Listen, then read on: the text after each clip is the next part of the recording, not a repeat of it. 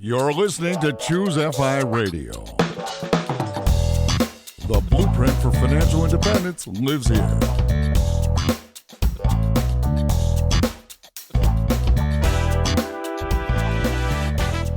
If you're looking to unlock the secrets to financial independence and early retirement, you're in the right place.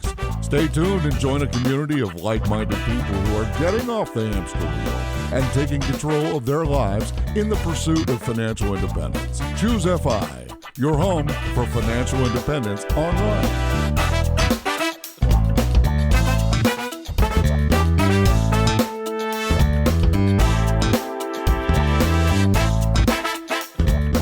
Welcome to the show. On today's podcast, we're going to talk with Craig, who writes over at retirebeforedad.com, and we're going to do a deep dive or an introduction into the world of dividend investing. Craig has kind of balanced the line. He's an indexer who also has done a significant amount of dividend investing and is leveraging that plan to meet his stated goal of retiring before dad. His dad retired at the age of 56, and Craig is on pace to beat him. What an amazing challenge, and I think this is going to be a fun conversation. And to help me with this, I have my co-host Brad here with me today. How you doing, buddy? Hey, Jonathan, I'm doing great. And yeah, it's what an interesting blog name, right? Retire Before Dad. I've always wondered, actually, I've known Craig for a couple of years now. We met at, I think, 3 or 4 FinCons ago. That's been his guiding light since 2002. And what a cool idea. And it's interesting because we actually envisioned this episode as almost exclusively a dividend investing show, because that's something that we really haven't touched on in the first couple hundred episodes here at ChooseFI. But as we got more into Craig's story, we realized, man, his story is fascinating. So with that, Craig, welcome to the podcast. Thanks, guys. Long-time listener, first-time caller. That's awesome. I keep hoping people will say that you've been the first one to do it. You just made my day. So, Craig, I'm excited that we're having this conversation with you today. We're going to be talking about dividend investing, but really, I want to go back and talk a little bit more about your origin story. And I was reading your blog. I know you work in IT now, but it looked like you started out wanting to be a stockbroker. Tell us a little bit about that. Yeah, my freshman year in college, I switched to becoming a finance major. I liked money. I liked investing, or at least I thought I liked investing. So I thought, why not give finance a chance? And I didn't really know about Wall Street or how banks worked, but I knew about stocks. So my junior year, I was looking for an internship and put my resume out to a bunch of companies. The only one that called me back was Merrill Lynch. I took an unpaid internship because that was all I could get. I also worked in a record store that summer to pay the bills. And I was an assistant to a fairly young financial advisor who was really getting his business started. And a lot of the tasks that I was given were marketing. Here's a customer list. How can we send out direct mailers to these people? The whole internship was really about how do we get more customers? How do I build my business? And it had really nothing to do with the stock market. And I remember by August, my internship was over, and my advisor that I was working with, he asked me, what else do you want to get out of this internship? And I just simply said, I want to see you buy a stock. How do you buy a stock on your computer? You're a stockbroker, but you haven't bought any stock this whole time I've been here for the summer. So the next time he got on the system to buy a stock, he showed me. It was very unexciting. But you have to remember, at the time, this was, I guess, 1997, there were no online brokers. So I had never seen a transaction like that. I had no idea what it looked like. But ultimately, that internship made me realize that I did not want to be a stockbroker. There were certainly opportunities to become a stockbroker after college. It's really more of a sales position, but I knew right away that wasn't the right path for me. So Craig, talk me through this, like the nuts and bolts of what this guy is actually doing, because you didn't see him buy a stock the entire time you were there, but allegedly he's an advisor, stockbroker, or whatever you want to call him. What did he do all day? Well, I did make my first cold call when I was working for him. He actually gave me the opportunity to call he had a list. You can buy lists of people's names and phone numbers and with demographic information and go down one by one and make cold calls. This was a pretty standard practice back then. I'm sure people still do it. And the idea was if you make 100 phone calls a day, you might get 3 or 4 warm people, and ultimately one of those might become a customer. So that was a big part of what he did. He had customers, he had clients, and he would work on more on their financial plan, like their overall plan, and put together a booklet of all their information. So he did help his clients, but there wasn't a whole lot of the stock stuff going on. And that was disappointing to me. And I asked him, I was like, how do you guys make money? How does this even work? Because I didn't understand. I still don't understand it half the time how these guys make money. I asked him, I said, how do you make money? And he told me, he said the client never sees it. He just said, the way we have it set up is that we put fees here and there and we just keep them hidden. If they ask about it, we disclose it, and it's maybe disclosed in the fine print, but it wasn't really explained to the customer how they take out their fees. And I assume they probably got some kickbacks from mutual fund companies they used, but I never really understood it. And his answer to that question for me was a deal breaker. I just thought, wow, these people don't even know where the fees come out. I don't understand where the fees coming out. I don't want to be in that business. I think we've seen over the years that a lot of people have decided to go the DIY way without an advisor, or if they do go with an advisor, they choose a fee-only financial advisor rather than somebody who makes money off of mutual fund fees or kickbacks. So you have two kind of jobs side by side. You have this unpaid internship with a finance company, and then you're working in a record shop. So which one was the better learning experience? Oh, the record shop by far. What was really cool about it was a used record store. People would come in, again, this is 1997. So this is back actually before Napster hit. When Napster hit, things went digital, but this was still, people were still buying CDs at the time. Customers would come in with a box of CDs and they'd sell them to us. As the person who was working there, I would both buy the CDs from the people who came in and then put them on the shelves and then sell them later on. So it was cool to see how to get an inventory, how to acquire inventory, pay out the money that it costs to build that inventory, and then bump up the price and sell it out for a profit. And so I learned a lot more working that record store. But the one very important thing I did learn interning as a stockbroker is that I didn't want that to be my career. So what I love about your story is that you went for it, man. I mean, you did, I think you took a global travel trip for over a year, like 14 some odd months. What inspired that? In high school, I had a Latin class. We went to Italy for 10 days or something. I had a great experience in Italy and just thought, wow, I love doing this. When can I do it again? So I always knew after graduating college that I would take a trip to Europe and get a Euro pass and do that before going into the quote unquote real world. So my trip to Europe was extraordinary. Just had a great time, met tons of fun people. I was with two close friends. I think we traveled to 15 countries in 60 days. I just loved it. So when I started my career, I knew that at some point I wanted to leave and go travel. So as I had a little bit of debt when I started my career. I had a car. I wasn't really making a lot of money at first, but eventually, my salary started, I started to have extra money left over and started saving up for this trip that I really wanted to take. I was reading a lot of travel books. There was a book called The Beach by Alex Garland about, in the movie, Leonardo DiCaprio goes to Thailand, and it's just this beautiful place. And through that and some other books, another one called Danziger's Travels by Nick Danziger, is a really cool travel story. Through those books, I realized that Europe was not the only place to go. Americans think, oh, I'm going to go to Europe. It's really cool after college. But there were these other continents to explore. So I saved up my money. I paid off debt. And at some point, I think it was February 2011, I bought a ticket to Beijing and I bought a return ticket from Singapore. I had 4.5 months to travel from Beijing to Singapore and take a flight home. As it turned out, 2 or 3 weeks into my trip, this was August and September of 2001, the airplanes hit the Pentagon and New York City. And I had actually lived about a mile from the Pentagon. So it really hit close to home.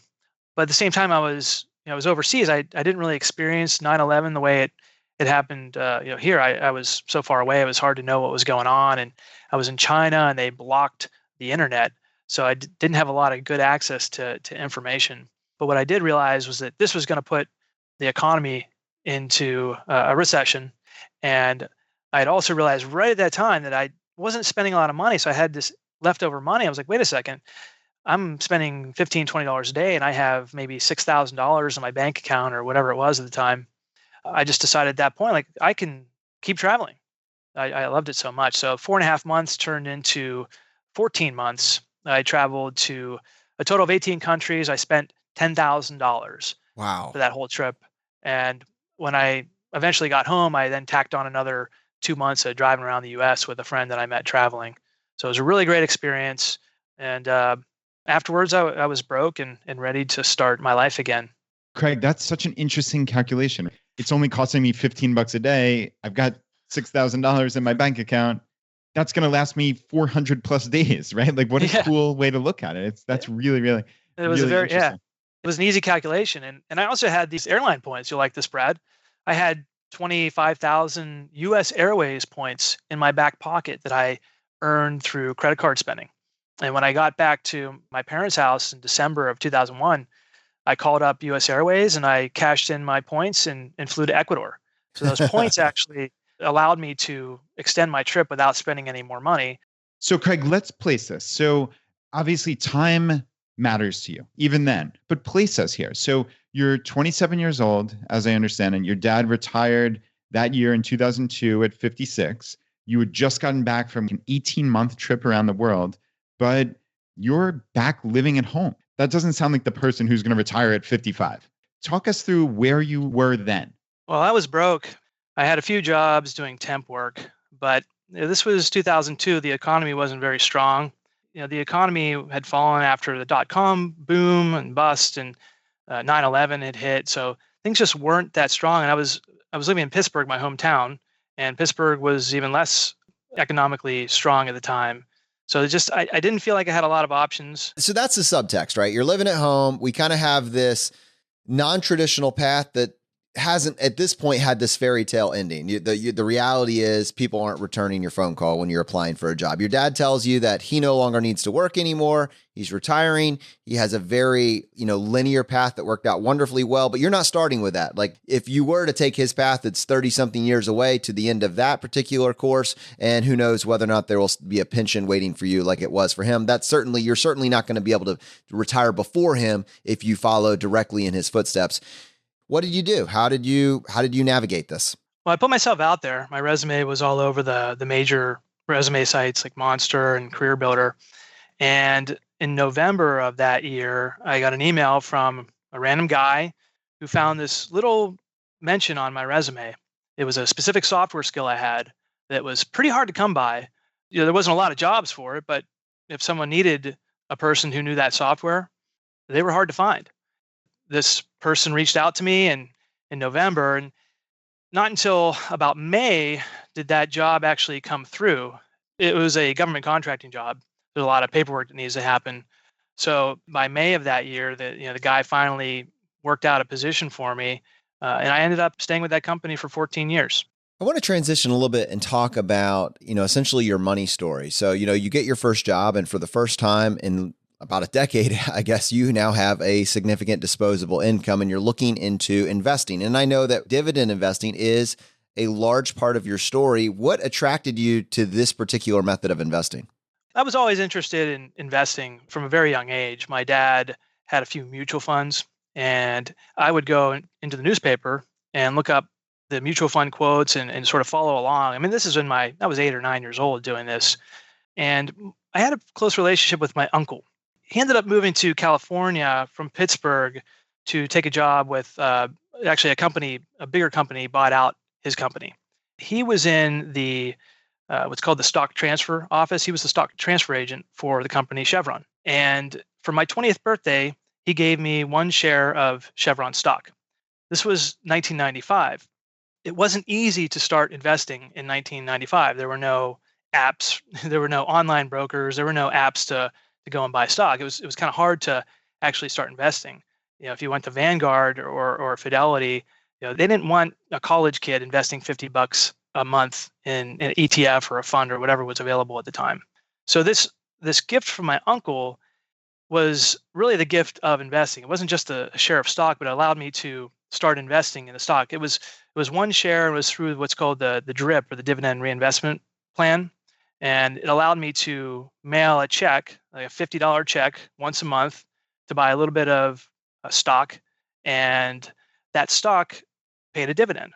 When he gave me the share, he said, if you put in a little bit of money every month and you do it consistently over time, and you receive these dividends and reinvest them back into the stock. Eventually, the stock price will rise and you'll have this income stream from the dividends.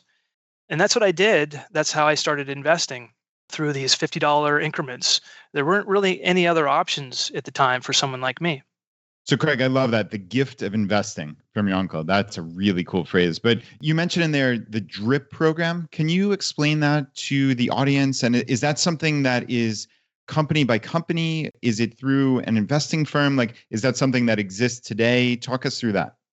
There are two basic ways you can own a stock. The first is through your broker. When you own a stock through a brokerage, it's called owning it in street name.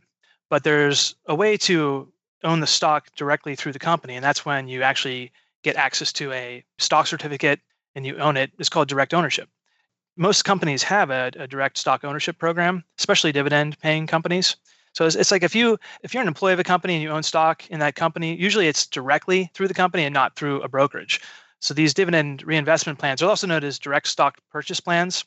You own one stock and you invest directly with the company. Usually there's a third party that administers these programs, but most of the large companies still have them. They're a little outdated for today's investors because you can really only own one stock at a time, where it's much easier to just invest with an online broker.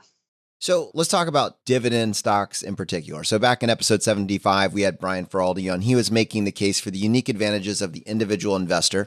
And I guess kind of, again, going back to definitions of terms, when we talk about index funds like VTSAX, we're talking about owning a very, very small piece of every publicly traded company in the United States plus some additional. I mean, it's basically the publicly traded companies that are available. You get a small piece of all of them. When you buy an individual stock, you're purchasing a piece of one individual company. When you say dividend investing, though, what's the nuance there? Well, I'm going to start by saying I am also an indexer. I've been investing in tax-advantaged accounts in mutual funds and index funds since I started my career back in 1998. So I definitely, I'm on board with you guys, and I think that indexing is a better strategy for most people. But what I would call dividend growth investing, is a whole other strategy where the investor buys individual stocks that typically pay a dividend and grow the dividend every year. These companies typically have a long history of paying dividends and increasing the dividends on an annual basis. So the idea is you want to put together a portfolio of several of these, what we call dividend growth stocks. And dividend growth investing is a strategy where individual investors buy shares of individual companies that have a history of paying a dividend over long periods of time and also increasing that dividend on an annual basis. When you buy a stock like this, a dividend is simply the company sharing their profits with the shareholders. Ideally, you want to put together a portfolio of several of these companies that are known for paying the dividend and increasing their dividends so that you start receiving an income stream of dividends that grows greater than the rate of inflation over time. So I'm trying to put myself in the position of a listener and maybe someone that really just started thinking about investing because maybe they listened to the show and up to this point, they're very happy and content just with trusting the process, buying, as they can afford it, as much of an index as they can afford for as long as they can afford it. And now they're kind of feeling very comfortable about that and they're ready to learn that next bit. And now for the first time, they're hearing these additional terms like dividend being thrown out. And they're trying to contrast that with, well, what is my index doing? How is it growing? And so, if we could even take just a half a second and explain what is the difference between a dividend and capital appreciation? Sure. Well, this capital appreciation is when the stock price increases. So if you buy a stock or ETF at $100 and it appreciates to $110, that's a capital appreciation. A dividend is where some of the profits are paid out to the investor. And this comes out of their cash holdings usually.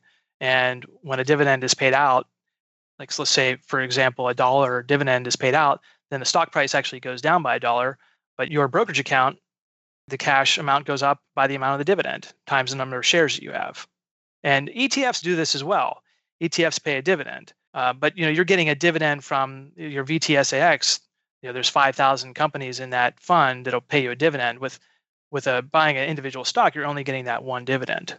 Craig, you said something in there that's really important. And to be perfectly honest, I've never been a huge fan of dividend investing, but I always want to learn more. And the reason why I've never been a big fan is because of almost precisely what you just said, which is they pay $1 dividend, but the stock price goes down $1. Isn't that just like selling your shares, but being forced to do it? Well, when you receive a dividend, there is a taxable event. That's especially if it's in an individual taxable account. Now you can avoid the taxes if you have your money in, say, a Roth IRA, which is a really good vehicle for dividend investing. But it's really just a transfer of cash. So if a company has $100 million on their balance sheet and they pay out $25 million in dividends, this is the valuation of the stock is going to go down by that amount. There is that taxable event, which some investors don't like, and certainly a lot of indexers don't like.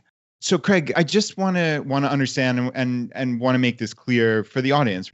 I've heard a lot of people in the dividend investing community who are extremely passionate about dividend investing as if it's the holy grail, right? Like it's the answer to everything they've been looking for. And I don't think that's your position, certainly from reading your blog and knowing that I think you said 75% of your holdings are in index funds. But maybe you can give us a perspective of why people are so passionate about this when at its essence, it doesn't seem that revolutionary. So I'd love to hear it. Well, I can speak to why I invest in dividends. I mean, everyone has their own reasons, but I started a long time investing in dividend stocks, and I tried investing in growth stocks, and I tried to find the next big Amazon, and I was never very good at it. But one thing that people find a lot of comfort in with dividend investing is that it's very predictable, and when markets are fluctuating and markets go up and down every day, dividends are very stable. Companies pay these dividends every quarter, year after year after year. And you can measure exactly how much money you're going to receive from these companies. I think a lot of people find comfort in that. It's like, well, here's my investment. It's like putting your money in cash, right? If you put your money in cash and the bank pays you interest, you know that's coming. And with dividends, it's the same way. Have you seen the interest rate at my bank? So dividend growth investing brings some stability to the markets, which are otherwise very unstable. So is that like a infallible truth that dividends will always be there and they will always go up? Well, certainly not. But if you choose companies that have been paying dividends for a very long time and that have a long history of paying and growing their dividends, and you have a management that is dedicated to paying that dividend to shareholders, it's relatively stable and predictable that the dividends will continue to be paid. One of the most important parts of dividend investing is identifying these companies that can pay their dividend and then monitoring them to make sure that they're not going to cut their dividend in the future. Craig, I'm curious, when I hear something like that, it reminds me of like setting up perverse incentives. When you set up potentially perverse incentives for companies and upper level executives we have to pay this dividend, like, are there instances where that gets companies into trouble? Like I feel like I recollect like there being issues with GE recently. I don't know, companies having to borrow money to pay this dividend just because everyone expects it. Have you ever invested in a stock like that? Oh, certainly. Yeah. Companies, sometimes they have to cut their dividend. You want to find companies that are growing their earnings and then growing their dividends parallel to those earnings. But sometimes companies hit a rough spot and they can't pay their dividend anymore. I owned Bank of America in 2008. They had to cut their dividend by a whole lot. I never owned GE, but GE cut their dividend recently. One of the main parts of dividend growth investing is identifying companies that cannot pay their dividend and avoiding those, and finding the companies that can pay their dividend and have done it for a long time and stick with those. A lot of these companies are really boring. We're not looking for the next Tesla or the next Amazon. These are diversified industrial companies. They're utility companies. A utility company has very stable cash flow. It's a very predictable business. If they've been paying, I think Con Edison has been paying a dividend for decades. The business model doesn't really change that much. So these are companies with, for the most part, very stable businesses that you can predict the earnings and therefore predict the dividends. You see, I've seen this on different blogs. It doesn't need to outperform the index as long as it provides a solid dividend. That's all I care about is the yield. How should someone that is trying to build a portfolio, what is a balanced approach to a statement like that? Yeah, you've touched on an important point about dividend growth investing. There is evidence that if you do your research and you follow this strategy very diligently over many years, that you can beat the market.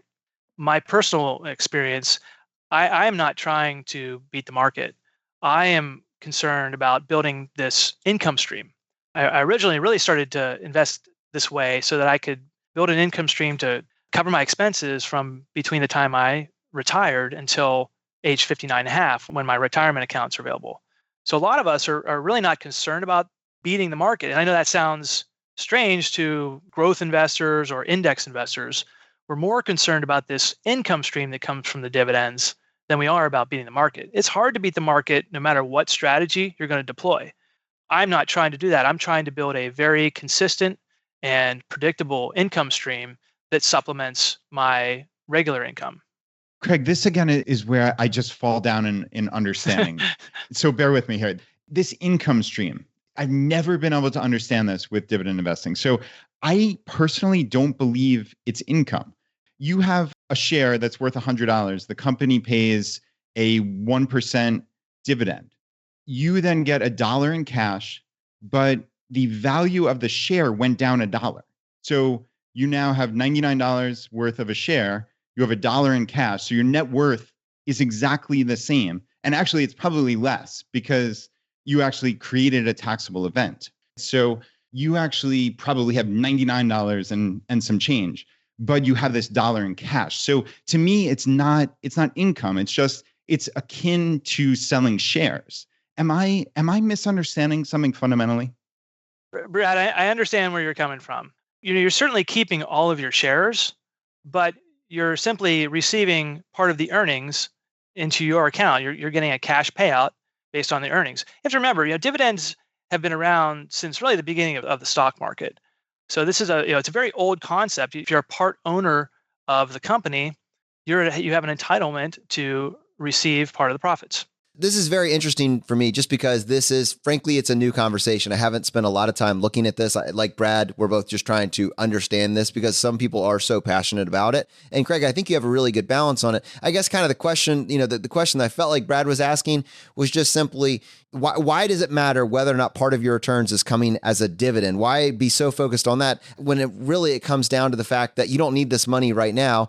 10, 15, 20 years from now, really what you care about is your total return. And this kind of boxes you into forcing, a taxable event in the short term when really all you're going to care about is 10 or 15 years from now, what is your total return? I think that in a nutshell is where I guess I would come from as well. And I'm curious, like for you, is the dividend an indicator of a good company? Because, from the perspective of Brian Feraldi, who made a pretty impressive case for investing in good companies, is this just more focus on that? Hey, companies that produce regular dividends over time, it's a good indicator that I should start looking at these first. Is that what it is to you? Or is there something on top of that we're missing? Well, yeah, you asked a few questions there. Yes, I did. We might need to back up. So not all dividend investors are concerned about total return 10 to 15 years from now. As I said, dividend stocks are a vehicle to create an income stream. So a lot of us don't really care about what the total return is. What we care about is how much money is coming into my account every quarter or every month or every year. We want to take that money and invest it into more dividend growth stocks so that we're creating this compounding effect.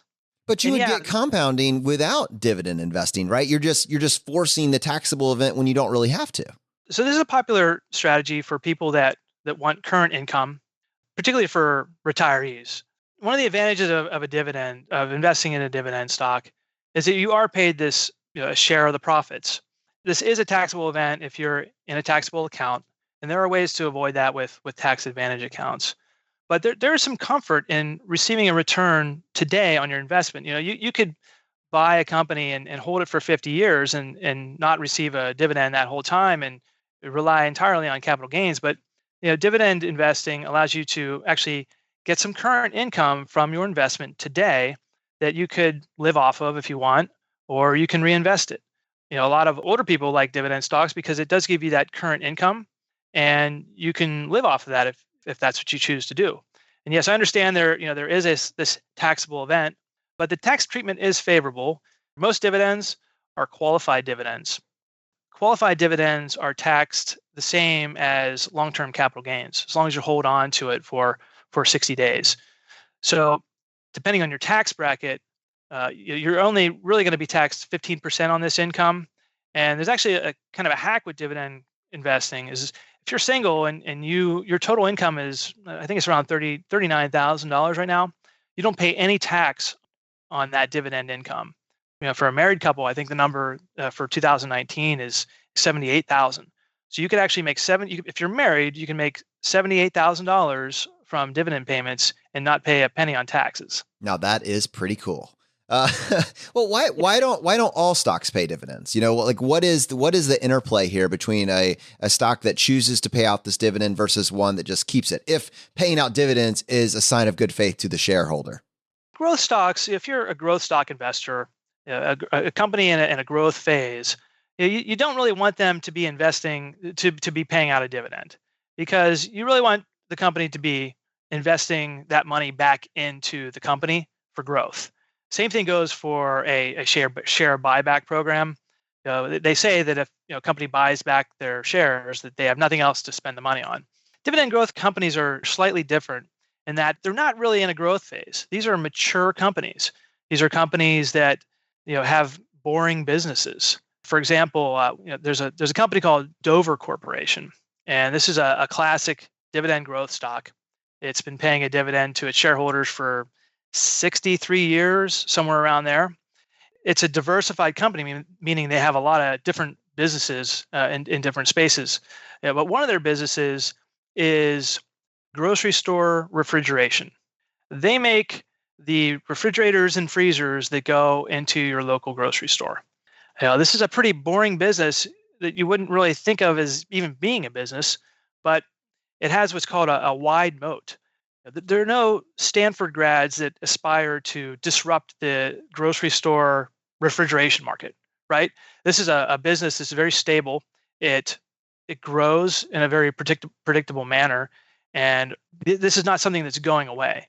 Growth stocks can be disrupted. The technology stocks come and go. A lot of them can come and go, and certain technologies become outdated. But we like to find these kinds of companies that have these businesses that really don't go out of style. My question was, why don't all stocks pay out dividends? But kind of the other half of that, and it's kind of obvious for someone that's exploring this more as well. Okay, so if dividend investing is really just a piece or, kind of a sector of stock investing as a whole, and we decide that dividend investing is this amazing way to evaluate good stocks, why wouldn't I just want to find the company that's paying the biggest dividend out there? Let's say there's a company that's paying 3 times the market rate for dividends. Is that a sign that it's the best company? Well, when it comes to the amount of the dividend being paid, there's a lot of things to consider. Some companies pay a 20% dividend. That's actually a sign of a bad company or a company that's in trouble when the dividend yield spikes like that. The growth of any stock is really based on earnings. So earnings is very important. So you want to look at companies that are growing their earnings quickly, more so than the yield on the stock. There's also something called the dividend growth rate, and that's the rate at which the dividend is increased every year. So there are some companies that maybe have a high yield, such as AT&T. AT&T yields above 6% right now, but it's not growing very fast. It's a heavy cash flow business. It has a lot of us who have our cell phones through AT&T, and we pay them a monthly amount. It's a very strong cash flow business. The yield is high, but the growth is very low. So the dividend, I think it only grows at maybe 2 or 3% a year. Whereas you take a company like Visa is growing a lot faster. It's growing its earnings faster. It only pays a 1% yield, but it increases that dividend by double digits every year. So there's a lot of different ways to look at these companies. You don't want to just buy all high dividend yielding stocks. You want to find a sort of balance of high dividend yielding stocks, middle dividend yield stocks, and like sort of low dividend yield stocks that have a very fast growth rate. Anytime you get above like 6, 7, 8%, some REITs, real estate investment trusts, pay more than 8%. But if you're looking at a company like a GE, or if some blue chip stock the yield starts to get high, that's a sign that the stock price has gone down a lot and that Wall Street investors are not that confident that it's going to be able to pay the dividend. So that like a high yield is definitely not a good sign of a strong dividend growth stock. You really want to look at the payout ratio, which is the percentage of the earnings that's paid to the shareholders, and then this dividend growth rate, which should align closely to its earnings growth rate. So, Craig, before you said that you're looking for companies that are growing their earnings quickly rather than the yield. So that speaks more to you're looking for top-notch companies. At its essence, this is similar to what Brian Feraldi said on his episode where he's talking about investing in individual stocks. And I'm curious how you personally go about investigating and researching companies that you ultimately purchase. Well, you want to balance different types of dividend growth stocks. You want some that are low yields, like 1 or 2% that have a high dividend growth rate. And then you want also to have higher dividend payments like an AT&T or a company like IBM right now has a fairly high dividend, but a slower growth rate. So you want to have a portfolio of a variety of these kinds of dividend stocks in different sectors of the market, different dividend yields, and different growth rates. So you're not going to find like a Tesla, a company that's growing really fast is going to pay a dividend, but you can find certainly different companies at different stages of their growth that pay a dividend. And there's a lot of ways to identify these kinds of companies. The first place I recommend people going is what's called the Dividend Aristocrats list. The Dividend Aristocrats are companies that are in the S&P 500 that have a 25-year record of both paying a dividend and growing their dividend. There's about 56 companies in the S&P 500 qualify for that. That's just the S&P 500. Of course, there's a whole universe of stocks. There's another list of stocks called the Dividend Champions list. It's actually called the Dividend CCC list. It stands for Dividend Champions, Contenders, and Challengers. And it's actually a really cool free resource. If you go to dripinvesting.org, that was dripinvesting.org, they have there's this free list called the Dividend CCC list. You can download a spreadsheet. It's got a ton of free information where they highlight these companies that fit this dividend growth mold. And there's a ton of data there, so you can find all the metrics you need to evaluate your stocks. So, Craig, 56 companies in that Dividend Aristocrats group. That's interesting to me. So you're saying those are components of the S&P 500. So these are enormous companies. Have you ever looked at their total growth, capital appreciation plus dividends versus, I guess, the total S&P 500 or the total stock market index? I think in my own mind, if I knew that those companies were going to get me a better return over the long term, okay, maybe there's something here and I should look into it more. Are there studies of that? And I know I'm kind of sandbagging you with a random question here, but have you ever heard of that or looked into it personally? Sure, yeah. If you Google the Dividend Aristocrats list versus the S&P 500, you will find charts that do show over time that the Dividend Aristocrats have outperformed the S&P 500. Now, I want to caution you there because anybody writing something on the internet can find a data set sort of match their narrative, right? And that's true with any investing numbers. You can always find like a time frame that will kind of fit your narrative, but there is evidence that the Dividend Aristocrats have outperformed the market if you go and look for that. And there's actually an ETF that you can buy, a few ETFs that are based on the Dividend Aristocrats list or stocks of this nature that are dividend growth stocks. So, practically speaking, you have an individual that's listening to this and say, all right, sounds great. How do I pick a company? It looks like it has a good dividend, maybe even has a really high dividend. You personally, Craig, how do you go about selecting a company? Well, if you're just getting started, I would begin with buying a company that you like. If you go to Starbucks, then buy Starbucks stock. It's one way to get started with investing in individual companies. You really want to start with companies you understand really well. You don't want to go buying some complicated bank or real estate company you don't understand their business model. So start slowly with a company that you understand. I don't buy companies that I don't like. I don't shop at certain stores, or I don't like the experience at certain stores, and I won't buy that stock. One of the disadvantages of buying an index fund is that you own all the companies. So if you have some If you morally don't like certain types of companies for vice stocks or whatever kind of company you may not like, you do own part of those companies in VTSAX or SPY or whatever ETF or fund that you use. So it is a way to be parallel with your values by selecting individual stocks if that's important to you. Now, for example, I don't like shopping at Walmart. I don't own Walmart stock. I prefer going to Target, and I do own Target stock. You want to be careful not to let that kind of bias influence your purchase decisions. I really But love Sears. I love Sears. right, if you love Sears, and you bought the stock 10 years ago, that wasn't a good strategy for you. For our audience, people listening to this, who should spend more time looking into dividend investing? Who is this for? Dividend investing takes a lot of time and research to be able to do it correctly. So this is not a strategy that you want to kind of do willy-nilly. It takes a pretty big commitment of time to research these companies and to follow your portfolio. A lot of the research with these companies is done on before you make the purchase, and then once you make a purchase, you have to follow that company. So if you don't have a lot of time to do stock research, or if you just don't enjoy stock research or paying attention to stocks or the market, it's probably not a strategy that you want to follow. Some typical investor traits of dividend growth investors are that they really enjoy investing. They enjoy looking at these companies and digging in, because it does take a lot of time to be able to choose these companies. And how about you? Where do you fit into this picture? I mean, I remember you saying at the beginning of this episode that you're an indexer as well. So you're not all in on this hand. How do you balance dividend investing with, is it like a core and satellite approach? What is it that you do personally? Well, ever since I started working, I've contributed to my 401k that was available to me, or IRAs every year. So I'm an optimizer. I max out my 401k.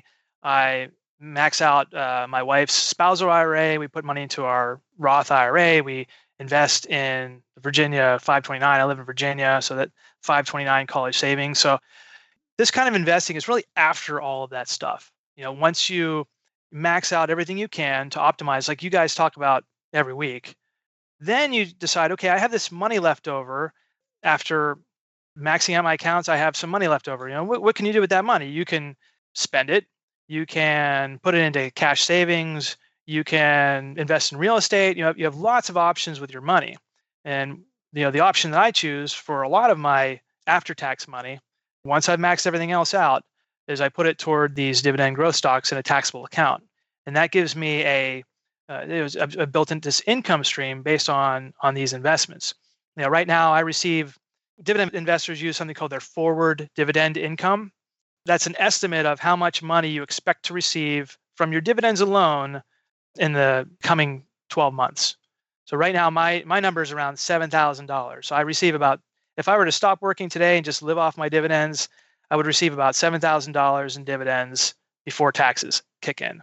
I deploy a strategy where I'm trying to build multiple streams of income. I have my salary income. I have a real estate property. I invest in real estate crowdfunding. I do some peer-to-peer lending. And then I have really the core is my dividend growth portfolio. And every year it grows a little bit more and a little bit more. And I reinvest the earnings into that dividend growth portfolio. And right now that pays me about $7,000 per year. That's work I don't do. I don't do any work to receive that money. It just comes into my account, and it grows higher than the rate of inflation because the dividend companies all typically increase their dividends every year, usually above the rate of inflation. So that's been my strategy that's worked for me. And I track this on my website, what I call my forward 12-month investment income, which is my rental property, real estate crowdfunding, dividends, and even the interest I receive on my cash.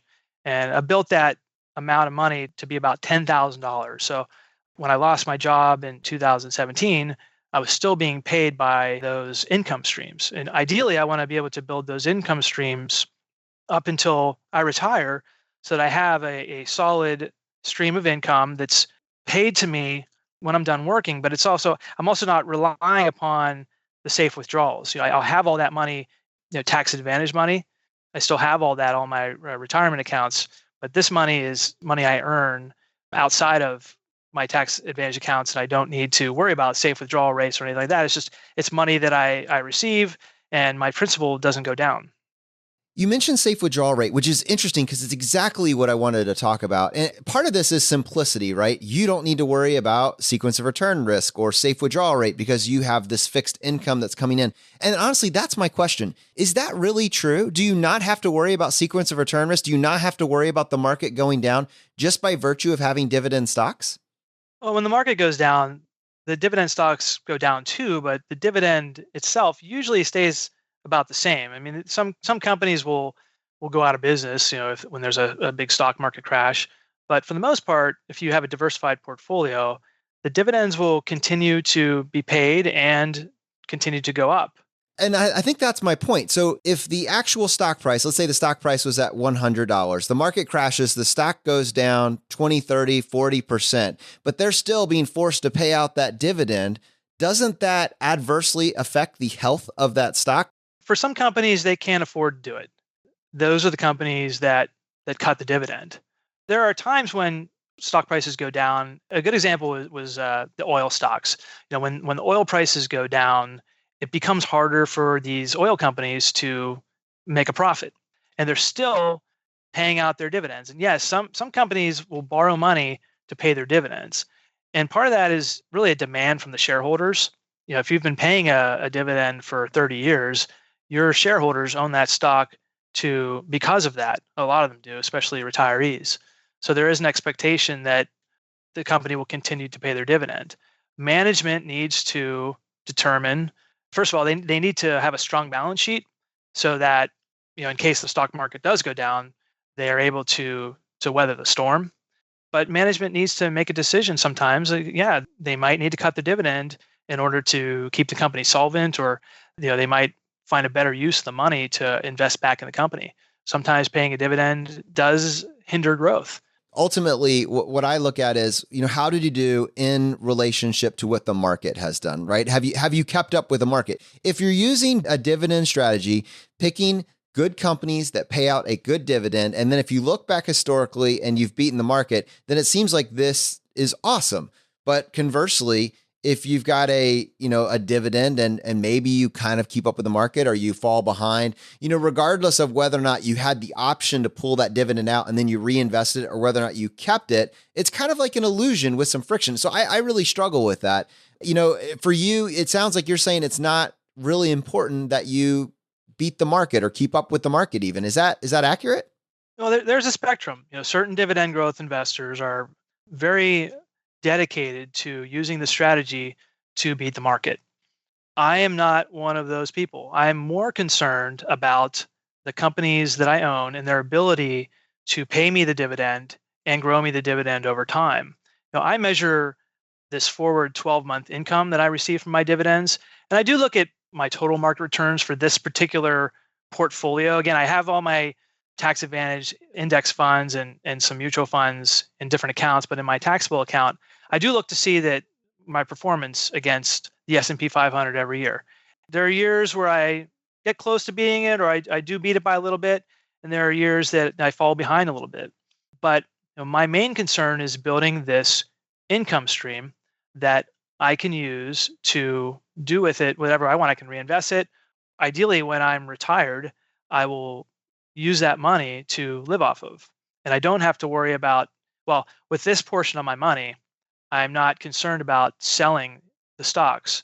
When I own a dividend growth stock, my investment horizon is forever. Warren Buffett says that my favorite investment horizon is forever. I don't want to have to sell these stocks. I want to own my Chevron stock when I'm 80 years old, and by that point, it's going to be paying me this dividend. This should be a lot higher, assuming it's still in business.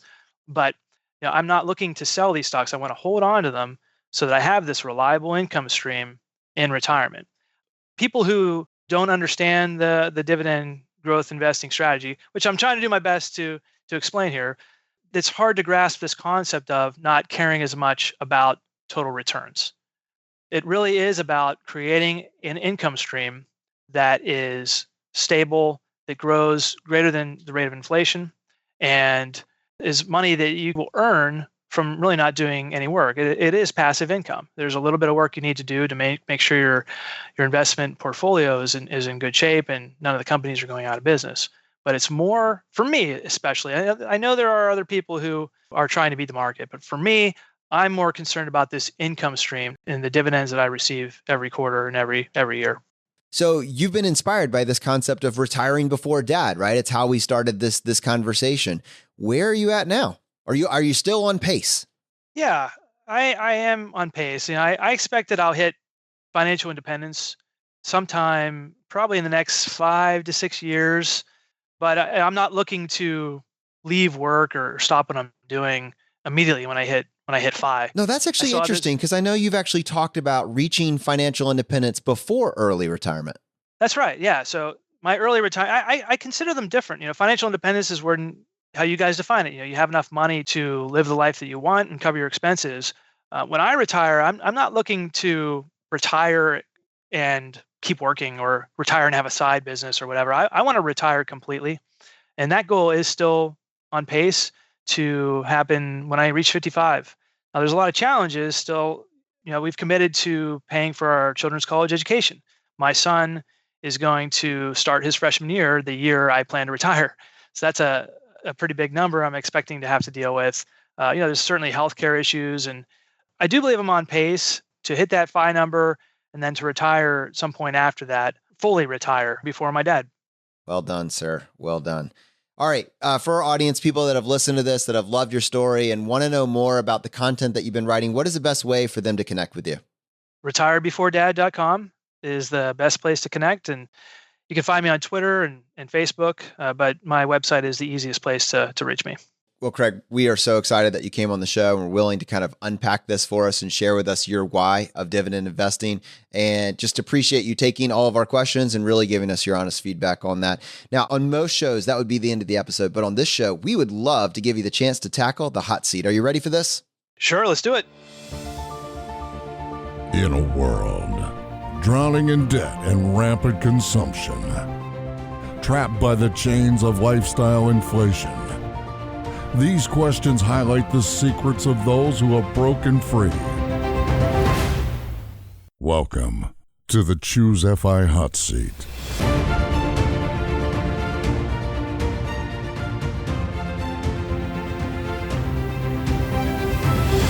All right, Craig, question number 1, your favorite blog that's not your own.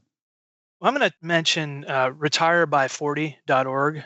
Joe Udo is a blogger who's been doing this for quite a long time. He's a dividend investor. He has real estate. He makes money from his blog. He's a stay-at-home dad. Very genuine blogger. Shares a lot of his personal story, and he's also just a very thoughtful commenter when he comes to my site. And he was one of the blogs that really inspired me to start my blog in 2013. I also want to mention a couple dividend blogs that have been around a while and really are emblematic of this strategy. These guys actually have built a dividend income stream that exceeds their expenses. So they're financially independent from dividend stocks alone. So this is definitely possible. The first one is called Dividend Growth Investor. This guy's anonymous, but he's been blogging for more than 10 years. He's reached his what he calls the dividend crossover point, the point where his dividend income exceeds his expenses, is financially independent that way. And then there's another blogger that goes by Mr. Free at 33. This is Jason Fever. He's formerly known as Dividend Mantra. Dividend Mantra was a huge blog in the dividend space, and he really inspired a lot of dividend growth investors and dividend bloggers. He sold that site, and essentially has bought enough dividend stocks to pay for his lifestyle. I think he earned something like $15,000 from dividend stocks, and he lives in Thailand off those dividends, and he still works, but his dividend income supports his lifestyle. So those are two blogs if you want to learn more about dividend investing. There's a lot to learn from those two. Awesome. We'll definitely link those up in the show notes. Question number 2, your favorite article of all time. Now, this can be one that you wrote or someone else's. I'm going to go with one that I wrote. It's called Life Without the Constraints of Time and Money. So this blog post goes into a lot of my personal story from the time when I was traveling through going back to work. And it spent some time talking about my biggest financial mistake, which I guess I'll get into later in the hot seat here. But I made this really poor choice with my money that really crippled my lifestyle. And it took me a while to work my way out of it.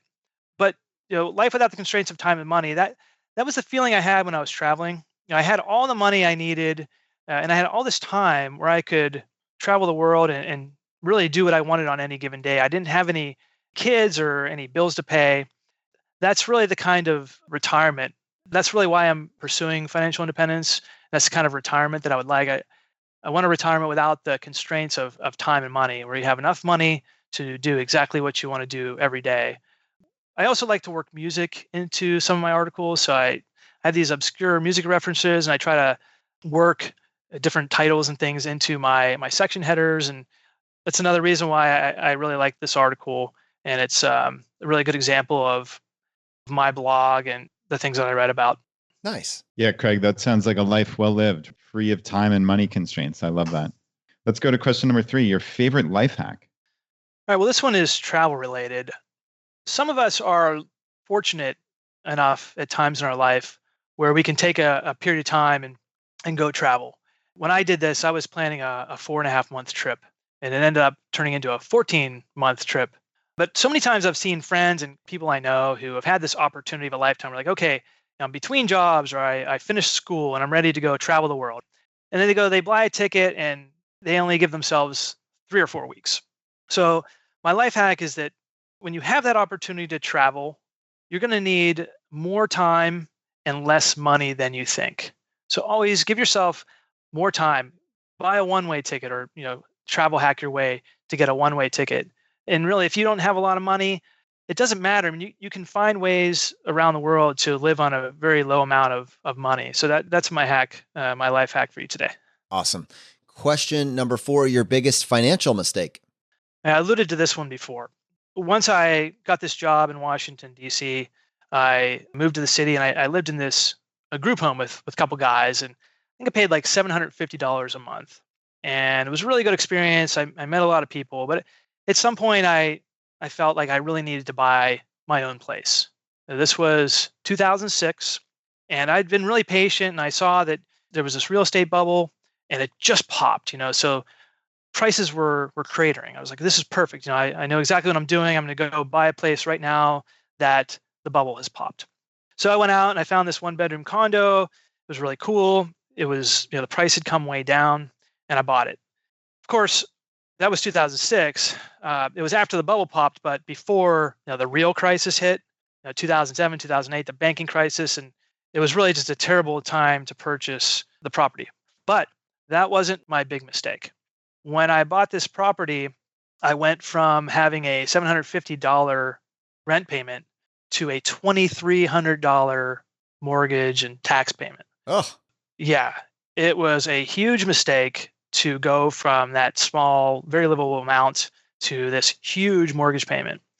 Part of the reason why I bought it was I just got this $22,000 raise. And I thought, wow, this is great. Now that I got this big raise, I can go buy my own place. But within a day or two of living there, I realized, what was I thinking? I had this, this great life in a cool house with a very low payment, and I just crippled my lifestyle with this giant payment. And this is what I get into with that article that I mentioned before.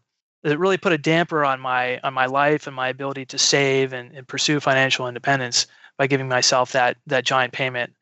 So it took a few years to pay off the second loan, and I really hustled to sort of work my way out of that terrible position I put myself in. I paid off some debt, then I refinanced a couple times. So I finally worked my way out of it. Eventually I met my wife, she moved in, and we were able to save for a house in the suburbs, but we still have the condo, and it's become my rental property. It's actually become this blessing because now it does provide us some income. I also say if I hadn't bought that condo, I would never have met my wife, because just the circumstances under which I met her, I would never have been there if it weren't for that condo. Sounds like a pretty good life decision all in all then, right? Sure. It's amazing how that works. Yeah, but that payment was a killer. I know you guys talk about that, the big four or whatever it is, car payment, housing payment. And I just wasn't really aware that it was going to be such a crippling event when I did that. So it's certainly my biggest financial mistake. Yeah, it's interesting, right? How it seems like the American dream to own your own home, but you have to look at total cost of ownership. And certainly even just month-to-month payments, right? Like what's flowing out to go from in the 700s to over 2200? That's got to be tough to deal with. But yeah, I mean, certainly you made the best of it in the end, and it all worked out well. So, all right, Craig, let's move on. Question number 5, the advice you would give your younger self. When you have kids, and I've got 3 kids, when you start having kids, you realize how much free time you had before you had kids. Looking back at my single days, and I think about how I spent my time and how I spend my time now. There was just so much free time to do whatever I wanted. If I could speak to myself back when I was 30, 31, even after I bought that condo, I think it would have been really wise to start side hustling and to pursue more entrepreneurial ideas at the time. I had a social life and I watched a lot of TV and was pretty lazy overall, but I think I was afraid to fail. I thought about different business ideas, but I never really followed through on them. And really, I had nothing to lose. I had a ton of time to do it. It wouldn't have impacted my social life at all. That's the advice I would give anybody who's single, maybe thinking about having kids someday. You're never going to have that much time again once you have kids. So start hustling. Start hustling. All right. Well, we do got a bonus question for you.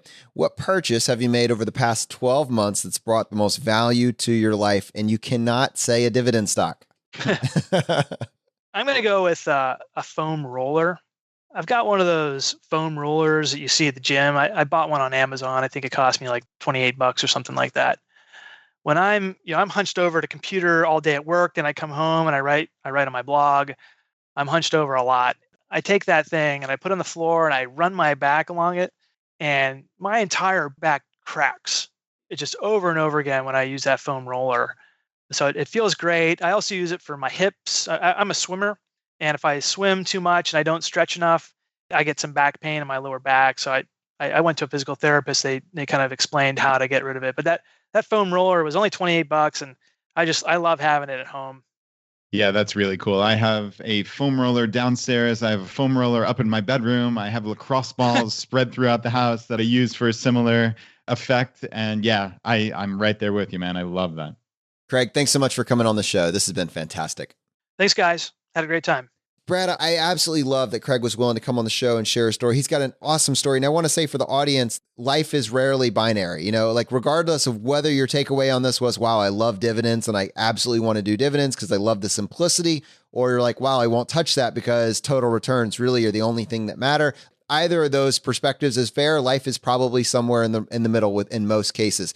But I think probably what I struggle with really is that almost that somewhat disconnect between if you're taking the dividends and just reinvesting it, why is it a nice thing that you have the income? Because you're not using it, in which case, really the only thing that matters is the total return. Now, that's slightly different for the person that is actually drawing down. Then I can understand wanting to have consistent returns, year over year. That's a slightly different frame, but I still have a little bit of trouble balancing that out.